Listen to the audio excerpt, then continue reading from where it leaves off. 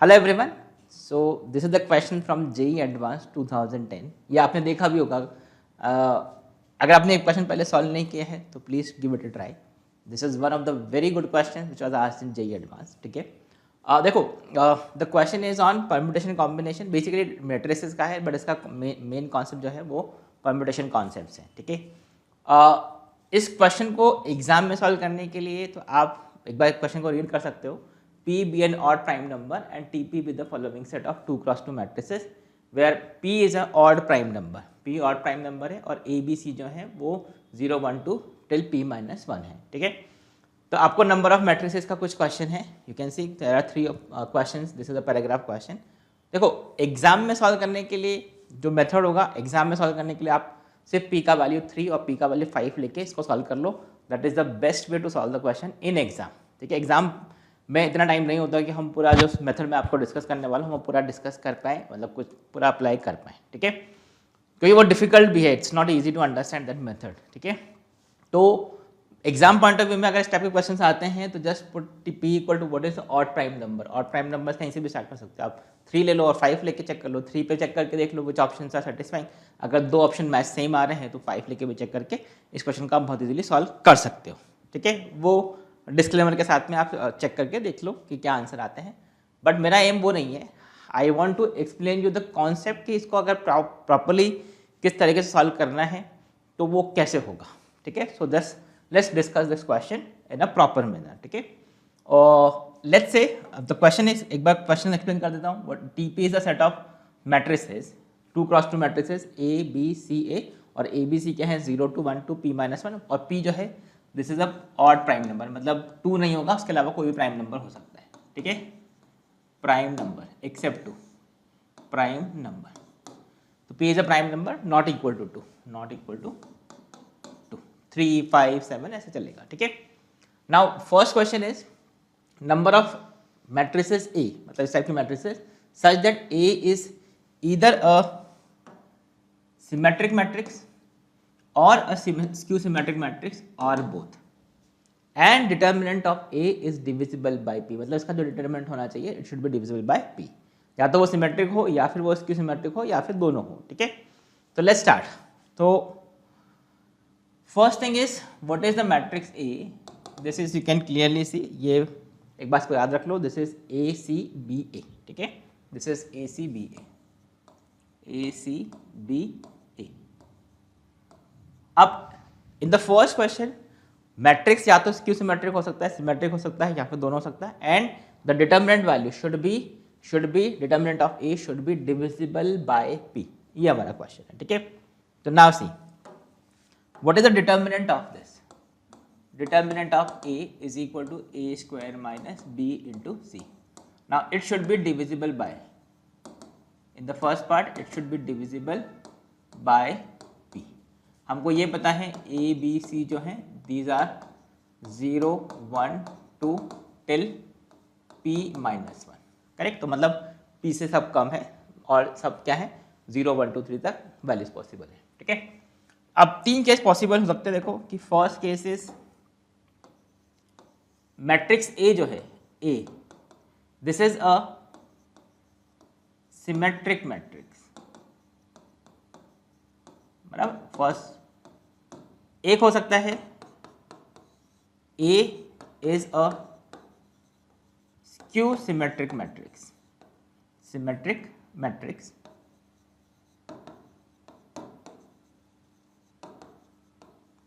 और third case A is both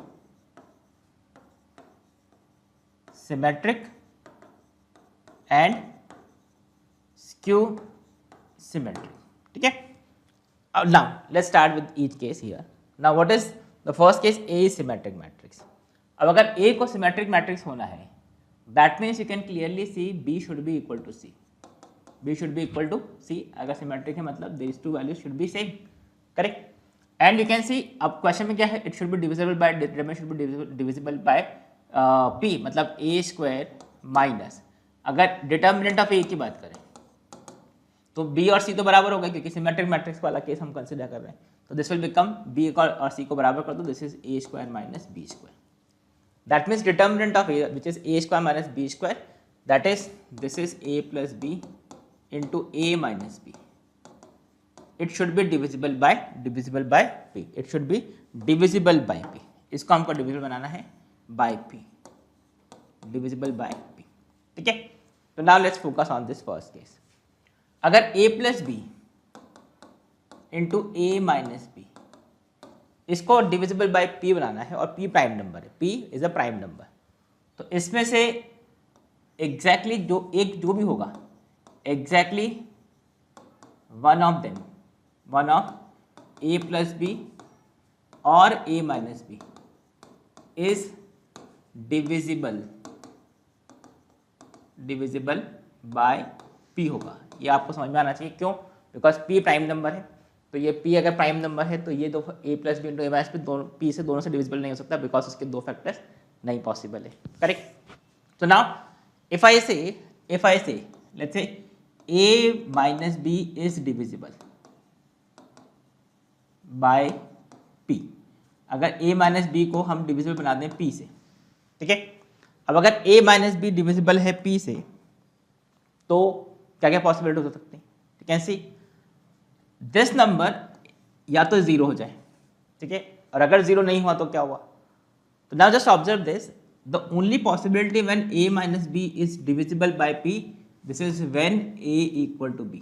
यही एक possibility हो सकता है. क्यों? Because just observe this, अगर a minus b, आप ध्यान से देखें तो इनका जो डिफरेंस होगा वो हमेशा p से कम ही आएगा. I hope this is clear. This difference is always less than p. और अगर वो डिफरेंस p से लेस देन है तो ये नंबर p से डिविजिबल कैसे हो सकता है? कोई भी नंबर उस नंबर से अगर कम है तो वो डिविजिबल कैसे होगा? करेक्ट. जैसे 5 है, 5 से कोई भी छोटा नंबर लोगे 4 3 2 1, तो ये कैसे डिविजिबल हो सकता है? I hope this make sense. Correct. तो इसका जो नॉन नेगेटिव डिफरेंस आएगा a माइनस बी, वो हमेशा किससे p से कम आएगा. अगर वो p से कम आया इसका मतलब क्या होगा? This is not divisible by p. कभी पॉसिबल नहीं. तो बस ये कब पॉसिबल होगा? जब a माइनस बी जीरो हो जाए, क्योंकि zero is divisible by p, zero is divisible by all other numbers except zero. Correct. तो the only possibility will be a equal to b. अब a इक्वल टू बी अगर है तो ऐसे कितने पॉसिबल कॉम्बिनेशन बनेंगे? You can clearly see a and b, मतलब दोनों बराबर हो गए तो क्या हो सकता है? a will be equal to 0 1 2 p minus 1. तो b के भी सेम ही वैल्यूज बनेंगे. तो यहाँ से टोटल नंबर ऑफ मैट्रिसेस कितनी हो जाएंगी? This is p minus 1 matrices. I hope this make sense. p minus 1 नहीं, p, बिकॉज जीरो भी एक केस है, तो यहाँ से आपके पास p मैट्रिसेस मिलेंगे. करेक्ट. ये हमने क्या किया? a माइनस बी को डिविजिबल बना दिया किससे? p से. Now second case, let's say a plus B. अब a प्लस बी को हमने डिविजिबल बना दिया p से. तो now let a plus B is divisible by p. ठीक है. अब अगर a plus B divisible by p है तो जस्ट ऑब्जर्व दिस भाई, a plus B is divisible by p, तो क्या क्या पॉसिबिलिटीज हो सकती हैं भाई? अगर a और b, a plus B divisible by p बनाना है तो आप ध्यान से देखो, a और b, अगर a का वैल्यू 0 है तो b का वैल्यू a का वैल्यू अगर 1 है तो b का वैल्यू क्या होगा? p minus 1. 0 पे तो वो p होना चाहिए, तो वो p पॉसिबल नहीं है, बिकॉज मैक्सिमम वैल्यू क्या है? p है. करेक्ट. तो ये देखो, इन दोनों का सम क्या आ जाएगा? p के बराबर आ जाएगा. I hope this is clear. Similarly अगर ये 2 होगा तो यहाँ पे कितना? p minus 2 and so on. यहाँ पे अगर p माइनस 1 है तो ये कितना होगा? 0. तो I hope this is also clear कि यहाँ से टोटल नंबर ऑफ मैट्रिसेस कितनी बनने वाली है? You can clearly C p minus 1, ये 1. ठीक है. तो यहाँ से टोटल नंबर ऑफ मैट्रिसेस कितना बनेगा? This is p minus 1. हमने 0 0 वाला केस कंसिडर नहीं किया, बिकॉज 0 0 वाला केस हम ऑलरेडी यहाँ पे कंसिडर कर चुके हैं. जब नल मैट्रिक्स होगा a equal to B, a equal to 0, b equal to 0, वो यहाँ पे भी हम कर सकते थे डिविजिबल बाय p के लिए. आप चाहो तो यहाँ पे लिख लो, बट ये वाला केस हम ऑलरेडी काउंट कर चुके हैं फर्स्ट केस में. That is why we have not written here. I hope this makes sense. Correct. So total number of the such matrices, यहाँ पे जो मैट्रिसेस बनेंगी वो कितनी मैट्रिसेस बनेंगी? सम क्या हो गया? p, तो डिविजिबल बाय p होगा. सम इसका 2p नहीं हो सकता, 3p नहीं हो सकता, क्योंकि हमको सिर्फ a प्लस बी को डिविजिबल बनाना है, इसका मतलब डिविजिबल बाय p बनाना है, इसका मतलब ये नहीं है कि सिर्फ ये p हो सकता है, it can be 2p 3p, but इस केस पे पॉसिबल नहीं है। क्यों? बिकॉज a प्लस बी का मैक्सिमम से मैक्सिमम वैल्यू क्या हो सकता है? मैक्सिमम वैल्यू, अगर हम a का मैक्सिमम वैल्यू भी पुट करें p माइनस वन, तो this is 2p minus one, p minus one plus p minus one, तो 2p से कम है इसका मैक्सिमम वैल्यू। तो आप सोचो कि p का मतलब ये नंबर अगर p है तो नेक्स्ट मल्टीपल ऑफ p क्या बनेगा? 2p, which is not possible because यहाँ पे क्या है 2p माइनस वन ही इसका मैक्सिमम से मैक्सिमम पॉसिबल वैल्यू जा सकता है। So that is why the only possibility is a plus B is equal to p। अब ये p के केसेस बना दिए हमने। So now how many cases? p minus one cases. This make sense, correct? So total number of matrices in the first case, इस case में total number of matrices कितना आ गया? You can see p first case के लिए जब ये divisible था, और p minus one number of matrices when p minus one is divisible. एक बार आपने a और b को फिक्स कर दिया तो c तो अपना फिक्स हो ही जाएगा because b and c are equal. तो total number of matrices in the first case, तो let me write it, number of matrices in the first case is p minus one plus p which is 2p minus one, p minus one plus p that is 2p minus one. तो ये first case. Now let's talk about the second case when a is a skew symmetric matrix. अब अगर a skew symmetric matrix है तो what is the condition that a is a skew symmetric matrix? That is a should be equal to zero. ये जो a है diagonal element should be zero, a should be equal to zero, correct? And b and c they should be of opposite sign, that is b equal to minus c, you can say. Now ये skew symmetric का condition है, और condition क्या है? Determinant of a should also be divisible by p। अब अगर a का value zero put कर दोगे तो determinant of a will become b का वैल्यू पुट कर दो या फिर c का वैल्यू पुट कर दो, this will become b square, c is equal to minus b put कर दिया, a equal to zero put कर दिया। तो अगर ये स्क्यू सिमेट्रिक मैट्रिक्स होगा तो a इक्वल टू जीरो होगा, b equal to minus c होगा। अब आपने डिटरमिनेंट फाइंड किया। अब determinant of b square, determinant of a b square आ गया। अब determinant of a b square, it should be divisible by p। तो अब ये डिविजिबल बाय p कैसे होगा? तो b तो डिविजिबल बाय p है नहीं बिकॉज b जो होगा वो हमेशा p से कम है। तो only possibility will be b has to be equal to zero, तब ये डिविजिबल बाय p है। अब अगर b जीरो होगा तो ऑब्वियसली c भी जीरो होगा, और a तो जीरो है ही, तो फिर तो ये नल मैट्रिक्स आ जाएगा। और नल मैट्रिक्स वाला केस हम ऑलरेडी यहाँ पे काउंट कर चुके हैं। यहाँ पे जब हमने a का वैल्यू जीरो रखा था, b का वैल्यू जीरो रखा था, तो ऑटोमेटिकली यहाँ पे क्या आ गया था अपना, दिस इज जीरो का मतलब जीरो मैट्रिक्स हमको वहाँ पे मिल गया था। आई होप दिस मेक सेंस। तो इसमें भी मैट्रिक्स बनेंगी, but zero matrix he possible है। इसमें एक ही मैट्रिक्स पॉसिबल है जो कि जीरो मैट्रिक्स है, नल मैट्रिक्स है, बट वो हम ऑलरेडी यहाँ पे काउंट कर चुके हैं। तो that is why we are not counting this case now. I hope this is clear, ठीक है? Now A is both symmetric and skew symmetric matrix. अब अगर A को symmetric as well as skew symmetric होना है तो this is by definition you know that this has to be a zero matrix. और zero matrix वाला case हम already count कर ही चुके हैं। ये वाला केस जब A जीरो है, वो वाला केस क्या होगा? जब जीरो मैट्रिक्स होगा। तो I hope this is clear कि इसमें भी एक मैट्रिक्स बनेगा zero matrix, but that we already have counted. So that is why the total number of matrix जो भी काउंट करना था वो इसी में आ गया। तो total number of matrices which satisfy this condition is 2p minus one, जहाँ पे या तो मैट्रिक्स सिमेट्रिक है या स्क्यू सिमेट्रिक है या फिर दोनों है, but determinant of a should be divisible by p। तो यहाँ पे total number of matrices will be 2p minus one. तो what is the answer for this? This is 2p minus one. That is option D is the answer for this question. I hope the first part is clear. The first part is clear, ठीक है? आप अगर सिर्फ check करने के लिए करना चाहते हैं तो आप ऐसा कर सकते हो, p इक्वल टू 3 लेके देख लो। p इक्वल टू 3 पे क्या बनेगा? 6 माइनस 1 5। अब इस कंडीशन को चेक बना के चेक करके देख लो, ऐसे 5 मैट्रिसेस बनती हैं तो ये आंसर आ जाएगा, ठीक है? That is now we can easily check. Now let's go to the next part. Now the next part is number of matrices A in this set such that trace of A is not divisible by P. What is the trace of the matrix? We know sum of diagonal elements, ठीक है? Trace of A is not divisible by P, but determinant of A is divisible by P is, ठीक है? Now the question is trace of the matrix. Trace of matrix A. So let's do the next part.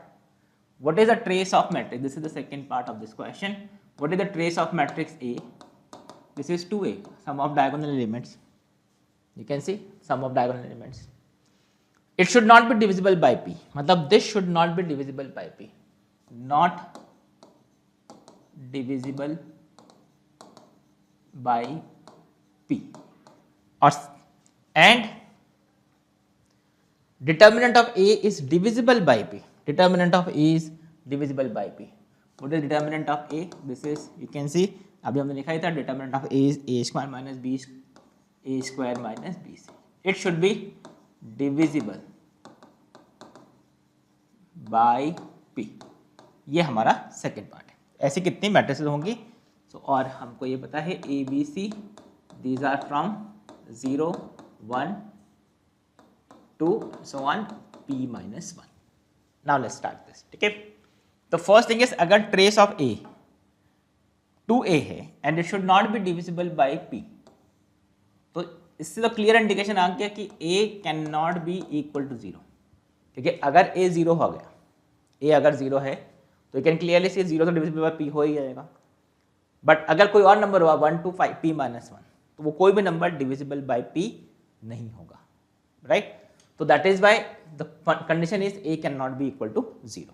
Right, तो A equal to 0 वाला case हमने हटा दिया. Now determinant of A should also be, condition, दो condition है यहाँ पे. Determinant of A should be divisible by P. That means A square minus BC should be divisible by P. हमको ये करना है. Now just observe this. देखो, अगर इसको डिविजिबल बाय P होना है, यहां पे थोड़ा दिमाग लगेगा. A square is not divisible by P. Why A square is not divisible by P? Because 2A divisible by P नहीं है. हमने देख लिया कि A 0 नहीं है. उसके अलावा कोई भी वैल्यू रखोगे तो A स्क्वायर कभी भी P से डिविजिबल नहीं आएगा, बिकॉज में P का कोई फैक्टर है ही नहीं. 1 से P माइनस 1 में P आएगा ही नहीं. आई hope this is clear. P is a prime number, वो जरूरी है. P is a prime number, तो वो किसी से भी कोई भी उसका फैक्टर नहीं बनेगा, उसके कोई भी फैक्टर्स नहीं होंगे. ठीक है, तो now see, this is not divisible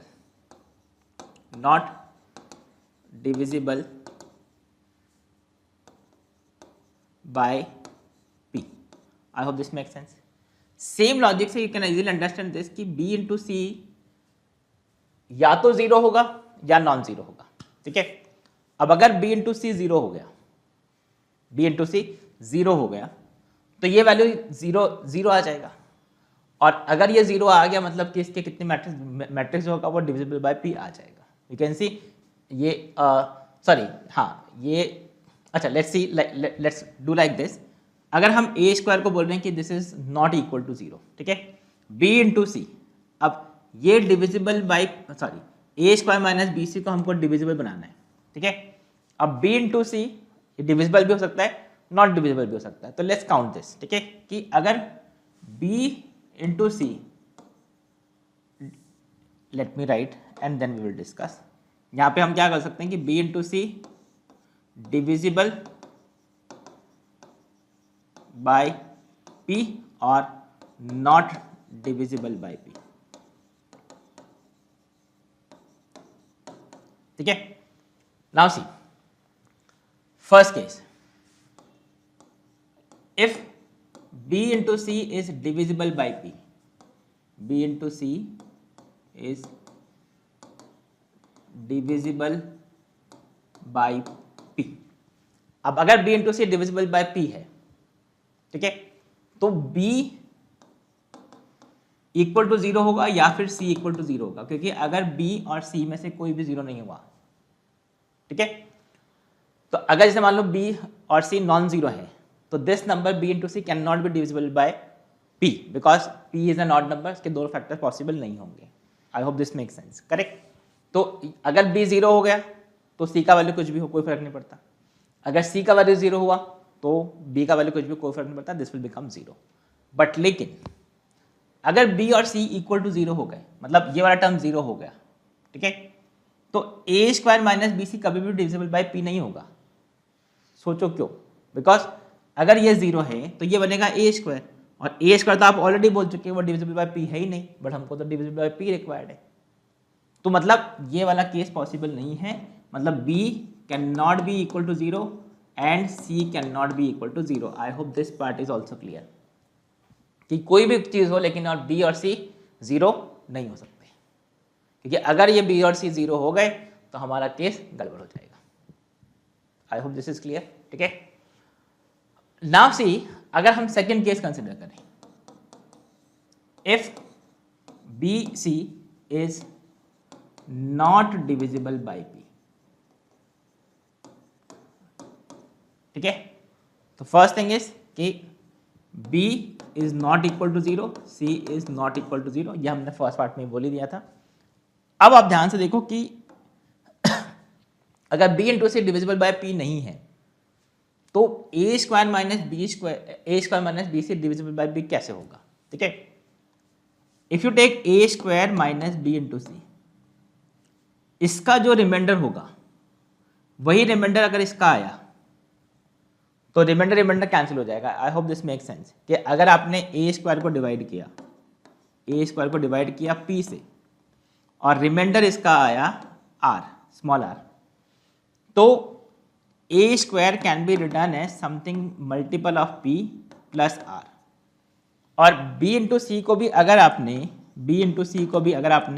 p से डिवाइड किया तो वो बन जाएगा mn some multiple of p, और अगर सेम रिमाइंडर आया तो ये कैंसिल हो जाएंगे दोनों का डिफरेंस, ये आर कैंसिल हो गया remainder, and you can see this number will become a square minus B c will become multiple of r। तो इसका मतलब ये हुआ कि this implies a square minus B c is divisible by p if both have same remainder r when divided by p, I hope this makes sense, ठीक है। तो यहाँ पे हमने क्या बोला कि a square minus B c divisible by p एक ही केस में पॉसिबल है जब क्या दोनों से सेम रिमाइंडर मिले, मतलब a स्क्वायर को p से डिवाइड करने पर और b इंटू सी को p से डिवाइड करने पर सेम रिमाइंडर आए, ठीक है। तो लेट्स से इफ आई से a स्क्वायर इसको डिवाइड करने पर p डिवाइड करने पर रिमाइंडर r आए, मतलब a स्क्वायर इज some multiple of p plus r, तो r जो होगा it has to be between जो रिमाइंडर होगा it has to be between p minus 1 and greater than equal to 1। Why? Because r can not be equal to 0, क्योंकि अगर r 0 हो गया तो a square will become multiple of p which is not possible. अगर r का value 0 हो गया, मतलब रिमाइंडर का वैल्यू 0 हो गया, तो a square equal to lambda p, मतलब a square is a multiple of p which is not possible because we have already said कि वो डिविजिबल बाय p नहीं है, ठीक है। तो नाउ सी, अगर रिमाइंडर है 1 और p minus 1 to p minus 1, ठीक है, तो a स्क्वायर के कितने रिमाइंडर पॉसिबल है?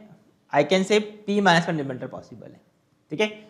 a का वैल्यू मान लीजिए फॉर एग्जांपल आपने रखा a का वैल्यू 1, तो उसके करस्पॉन्डिंग p से डिवाइड करने पर कुछ रिमाइंडर आएगा। a का वैल्यू 2 पुट करा तो 2 स्क्वायर मतलब 4, p से डिवाइड करने पर 4 से कुछ रिमाइंडर आएगा, एंड सो ऑन, तो कुछ वैल्यूज बनेगी p माइनस 1 तक, करेक्ट। नाउ सी, और ये सब वैल्यू अलग अलग होंगी बिकॉज सब वैल्यू डिफरेंट ही होंगी, बिकॉज ये सब 1 से p माइनस 1 तक डिफरेंट नंबर्स होंगे, ठीक है। नाउ सी, अब b इंटू सी, अगर आप ध्यान से देखें b इंटू सी, अगर मान लीजिए आपने कोई भी नंबर फिक्स किया, यहाँ पे पॉइंट थोड़ा समझने का है कि लेट्स से हम c को फिक्स कर देते हैं, ठीक है। c का वैल्यू 0 तो नहीं है बिकॉज वो हम ऑलरेडी काउंट कर चुके हैं, c का वैल्यू 1 है, ठीक है, c का वैल्यू 1 और ये b, तो आई कैन से ये जो नंबर होगा b into C will be either it will be b, 2b, 3b, so on p minus 1b। हमने क्या किया कि मान लीजिए अगर c का वैल्यू 1 है तो ये b बनेगा, c का वैल्यू 2 होगा तो 2b बनेगा, 3b बनेगा एंड 4b बनेगा एंड p माइनस 1। मैं एक एग्जाम्पल और लिख देता हूँ, this is 4b, 5b and so on p minus 1b, ऐसा है, ठीक है। नाउ सी, अगर आप थोड़ा ध्यान से देखें तो यहाँ पे I have written p minus 1 numbers. अगर यहाँ पे p माइनस 1 नंबर्स हैं, p माइनस 1 नंबर्स है, what I am saying is कि इन सब का रिमाइंडर when divided by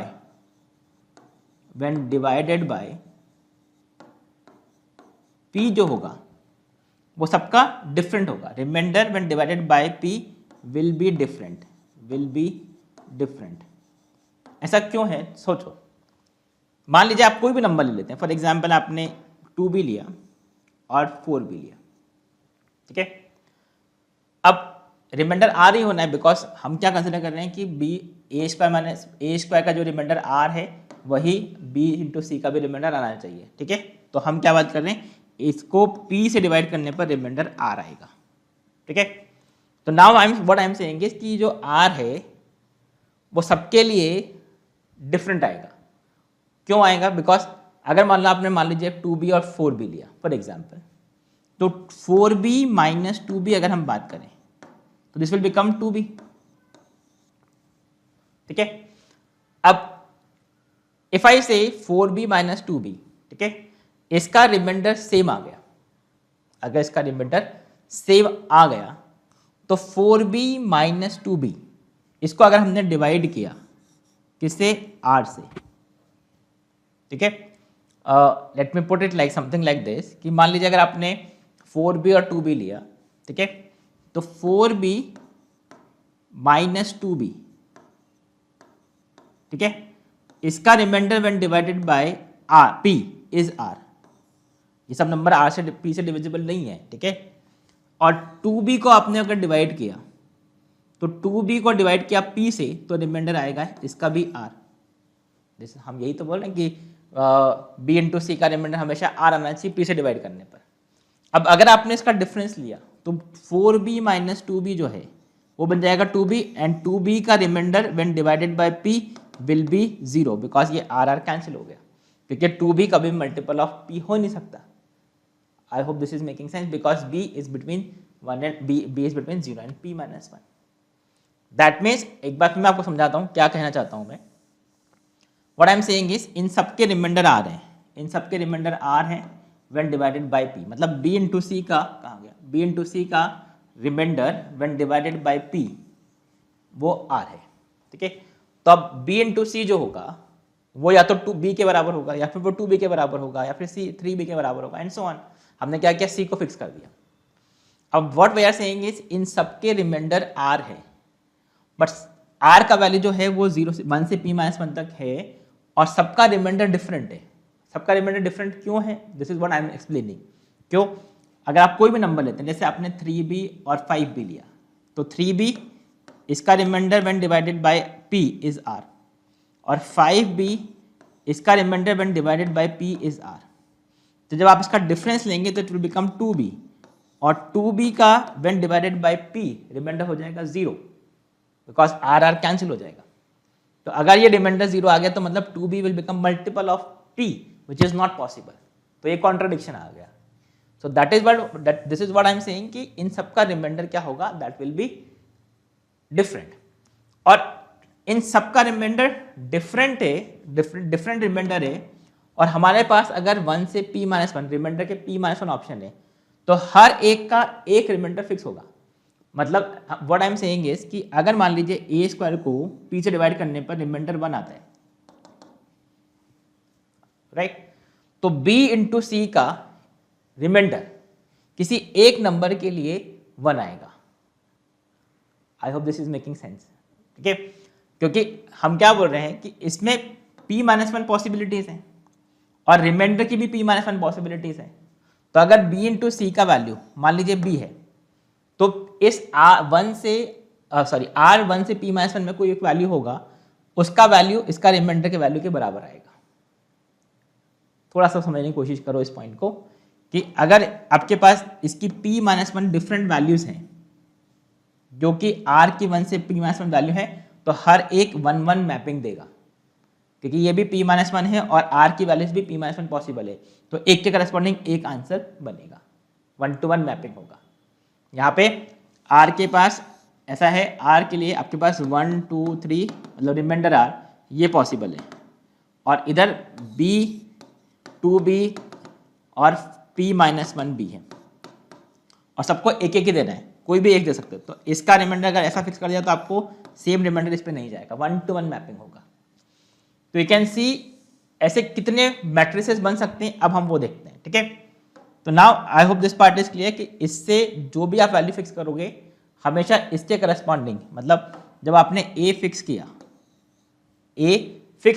तो रिमाइंडर फिक्स हो गया, रिमाइंडर फिक्स हो गया तो इनमें से एक ही एक पॉसिबिलिटी बनेगा जो रिमाइंडर फिक्स करेगा, वही रिमाइंडर देगा। तो now total number of matrices कितनी होंगी, तो let's count the number of matrices.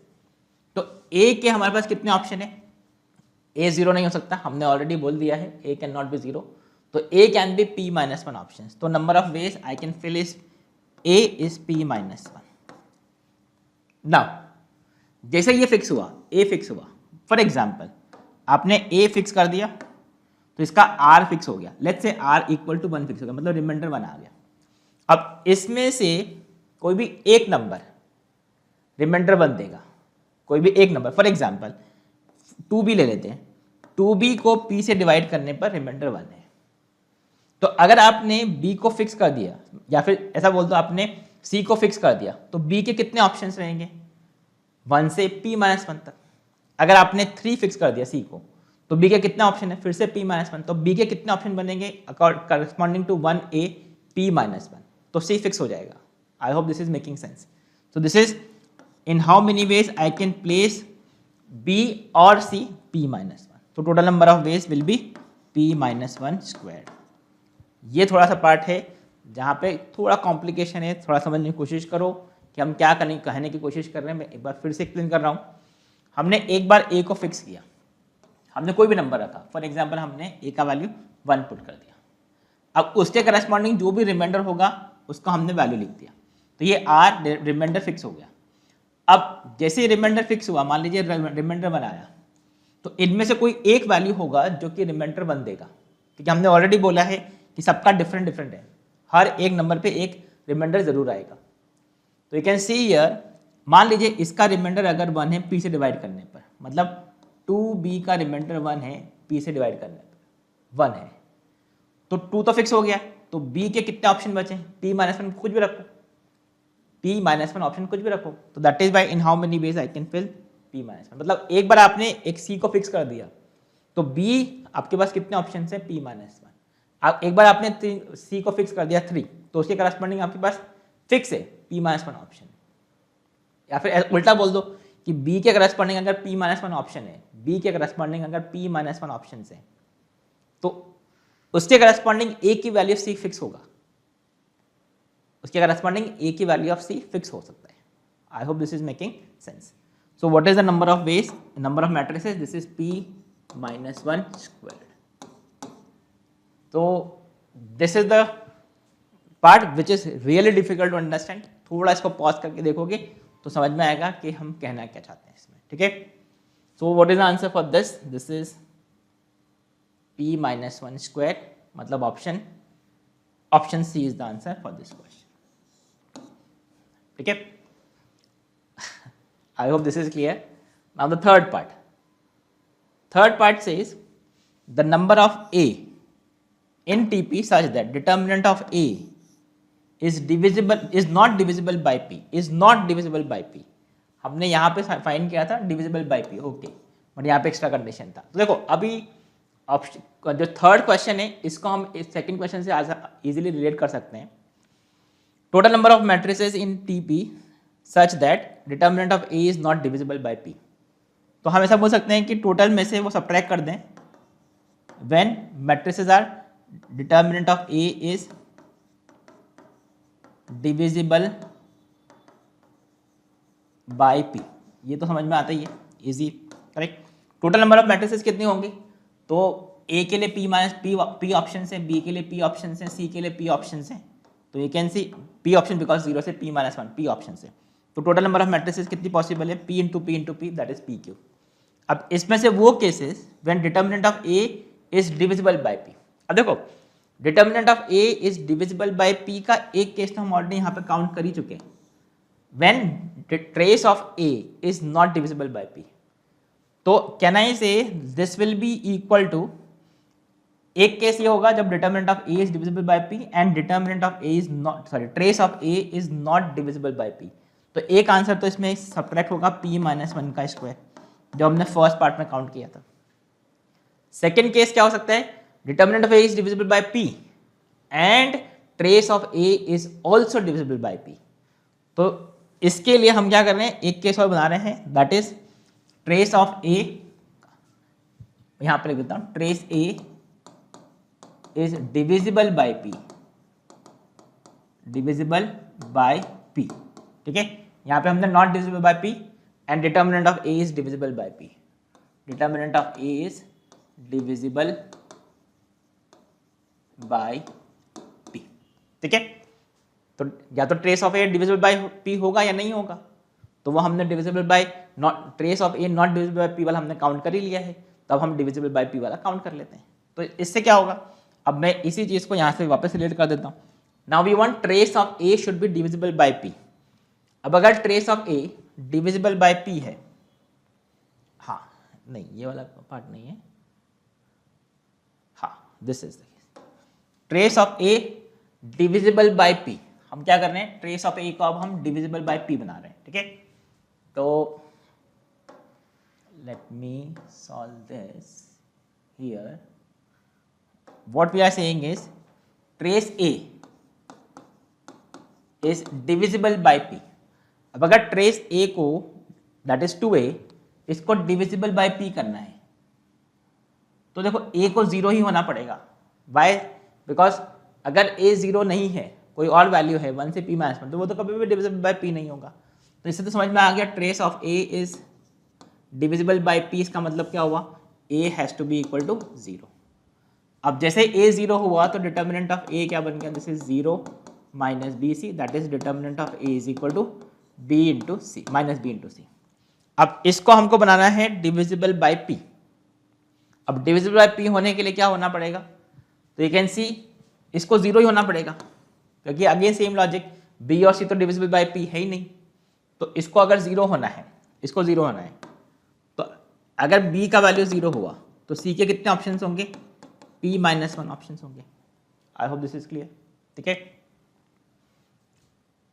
b का वैल्यू अगर 0 हुआ तो कितने ऑप्शंस होंगे, p माइनस 1, राइट। एक मिनट, हाँ, अगर b का वैल्यू 0 हुआ, b का वैल्यू 0, तो c का वैल्यू, सॉरी 0 1 2 p माइनस 1 कुछ भी हो सकता है, c तो, ठीक है। अच्छा, हमने 0 मैट्रिक्स पहले वाले केस में, फर्स्ट केस में क्या था हमारा, जब trace of a is not divisible by p, तो 0 मैट्रिक्स हमने पहले वाले में काउंट नहीं किया था क्योंकि उसमें a इज नॉन जीरो था, हाँ ठीक है। तो क्योंकि अब 0 मैट्रिक्स भी हो सकता है ना, तो दिस इज, अच्छा अब मैं फिर से बताता हूँ, determinant of a minus B C and this should be divisible by p। अब अगर उसको डिविजिबल होना है तो ऑब्वियसली b और c को कोई ना किसी वैल्यू को 0 होना पड़ेगा। ये लॉजिक समझ में आता है, बिकॉज डिटर्मिनेंट ऑफ a को 0 ही होना पड़ेगा, that is the only option. अब अगर डिटर्मिनेंट ऑफ a को 0 होना है तो b अगर 0 है तो c के पास कितने ऑप्शंस होंगे, p ऑप्शंस होंगे, 0 1 2 3 p माइनस 1।